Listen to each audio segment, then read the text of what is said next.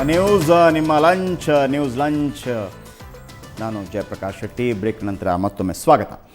ಈಗ ಕಾಂಗ್ರೆಸ್ ವಿಚಾರಕ್ಕೆ ಬರೋಣ. ಪಕ್ಷದ ಅಧ್ಯಕ್ಷ ಸ್ಥಾನಕ್ಕಾಗಿನ ಭಿನ್ನಮತದ ನಡುವೆ ಇವತ್ತು ಬೆಂಗಳೂರಿನ ಅರಮನೆ ಮೈದಾನದಲ್ಲಿ ರಾಜ್ಯ ಕಾಂಗ್ರೆಸ್ನ ಸರ್ವ ಸದಸ್ಯರ ಸಭೆ ಆರಂಭವಾಗಿದೆ. ಕೆಲವು ದಿನಗಳ ಹಿಂದಷ್ಟೇ ಶಾಮನೂರು ಶಿವಶಂಕರಪ್ಪ ಹಾಗೂ ಪರಮೇಶ್ವರ್ ನಡುವಿನ ಪತ್ರ ಸಮರ ಹಲವು ಊಹಾಪೋಹಗಳಿಗೆ ಕಾರಣವಾಗಿತ್ತು. ಆದರೆ ಇವತ್ತಿನ ಸಭೆಯಲ್ಲಿ ಇವರಿಬ್ಬರು ಅಕ್ಕಪಕ್ಕದಲ್ಲಿ ನಗುಮುಖದಿಂದಲೇ ಕಾಣಿಸಿಕೊಂಡಿದ್ದು ವಿಶೇಷ. ಇನ್ನೊಂದು ಹೆಜ್ಜೆ ಮುಂದೆ ಹೋಗಿ ಕಾಂಗ್ರೆಸ್ನ ಎಲ್ಲ ನಾಯಕರು ಒಬ್ಬರಿಗೊಬ್ಬರು ಕೈ ಹಿಡಿದು ತಮ್ಮಲ್ಲಿ ಭಿನ್ನಾಭಿಪ್ರಾಯ ಇಲ್ಲ ಅನ್ನೋದನ್ನು ತೋರಿಸುವ ವ್ಯರ್ಥ ಪ್ರಯತ್ನ ಮಾಡಿದರು. ಆದರೆ ಕರ್ನಾಟಕ ಉಸ್ತುವಾರಿ ಮಧುಸೂದನ್ ಮಿಸ್ತ್ರಿ ಹಾಗೂ ಕೇಂದ್ರದ 4 ಸಚಿವರು ಸಭೆಗೆ ಗೈರು ಹಾಜರಾಗಿರುವುದು ಮತ್ತಷ್ಟು ಕುತೂಹಲ ಮೂಡಿಸಿದೆ. ಮುಂದಿನ ಚುನಾವಣೆಯ ಮೇಲೆ ಕಣ್ಣಿಟ್ಟಿರುವ ಕಾಂಗ್ರೆಸ್ಗೆ ಆಂತರಿಕ ಒಳಜಗಳವೇ ಶಾಪವಾಗಿ ಕಾಡಿದ್ರೂ ಅಚ್ಚರಿಯಿಲ್ಲ.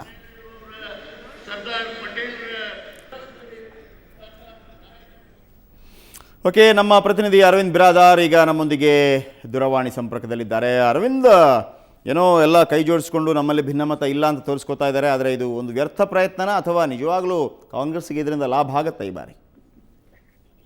ಜಯಪ್ರಕಾಶ್, ಈಗಾಗಲೇ ಗೊತ್ತಿರುವಂತೆ ಏನು ಶಾಮನೂರು ಶಿವಶಂಕರಪ್ಪನವರು ಹಾಗೂ ಅವರ ಕಡೆ ಗುರುತಿಸಿಕೊಂಡಿರುವಂತಹ ಶಾಸಕರೇನಿದ್ರು ಲಿಂಗಾಯತ ಶಾಸಕರು ಕೆಪಿಸಿಸಿ ಅಧ್ಯಕ್ಷರನ್ನ ಬದಲಾವಣೆ ಮಾಡಬೇಕು ಅಂತ ಹಲವಾರು ಸಾಹಸಗಳನ್ನ ಮಾಡಿದ್ರು. ಜೊತೆಗೆ ಸೋನಿಯಾ ಗಾಂಧಿ ಹಾಗೂ ಕರ್ನಾಟಕ ರಾಜ್ಯ ಉಸ್ತುವಾರಿ ಆಗಿರುವಂತಹ ಮಧುಸೂದನ್ ಮಿಸ್ತ್ರಿ ಅವರಿಗೂ ದೆಹಲಿ ಮಟ್ಟದಲ್ಲಿ ಒಂದು ಲಾಬಿಯನ್ನ ನಡೆಸಿ ಅದರಲ್ಲಿ ವಿಫಲರಾಗಿದ್ರು.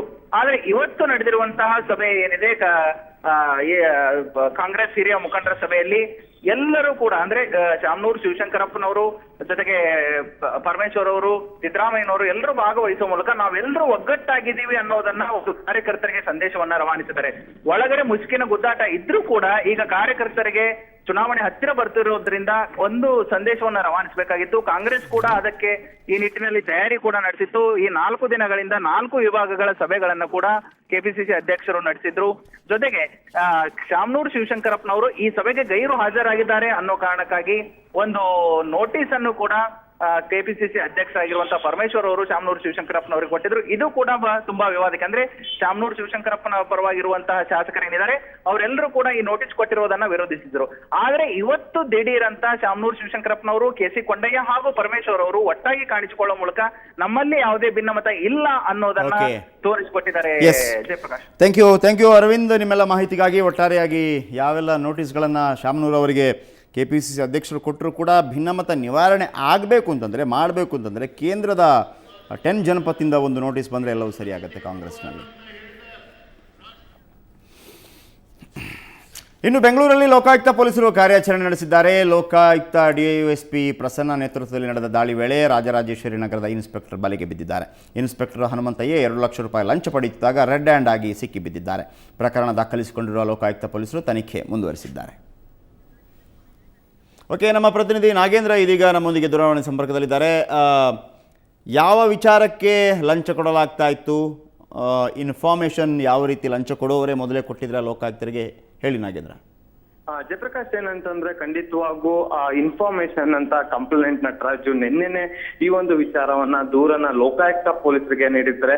ಆ ಒಂದು ದೂರನ್ನ ದಾಖಲಿಸಿಕೊಂಡಂತಹ ಲೋಕಾಯುಕ್ತ ಪೊಲೀಸರು ಇಂದು ರಾಜರಾಜೇಶ್ವರಿ ಪೊಲೀಸ್ ಠಾಣೆಯಲ್ಲಿ ಏನಿದೆ ಅಲ್ಲಿ ಒಂದು ಅವ್ರ ಲಂಚ ಸ್ವೀಕಾರ ಮಾಡಿದಂತ ಇನ್ಸ್ಪೆಕ್ಟರ್ ಎಚ್ ಹನುಮಂತಯ್ಯ ಅಂತ ಹೇಳಿದ್ರೆ ಅವರು ಲಂಚವನ್ನ ಸ್ವೀಕರಿಸಿದಂತ ವೇಳೆಯಲ್ಲಿ ಡ್ರಾಪ್ ಆಗಿದ್ದಾರೆ. ಸೆರೆಯಾಗಿ ಕಂಡು ರೆಡ್ ಹ್ಯಾಂಡ್ ಆಗಿ ಸಿಕ್ಕಾಕೊಂಡಿದೆ ಅಂತ ಹೇಳ್ಬೋದು.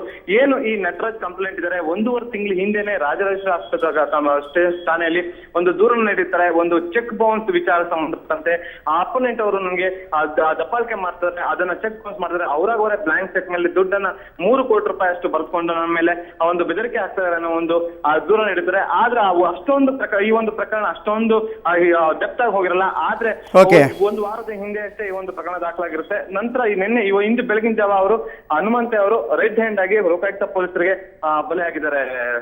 ಓಕೆ, ಥ್ಯಾಂಕ್ ಯು ನಾಗೇಂದ್ರ ನಿಮ್ಮೆಲ್ಲ ಮಾಹಿತಿಗಾಗಿ. ಓಕೆ, ಸುದ್ದಿ ಇನ್ನಷ್ಟು ಇದೆ. ನೀವು ಲಂಚ್ ಮುಂದುವರಿಸಿ, ನಾವು ನ್ಯೂಸ್ ಮುಂದುವರಿಸ್ತೀವಿ ಒಂದು ಬ್ರೇಕ್ನ ನಂತರ.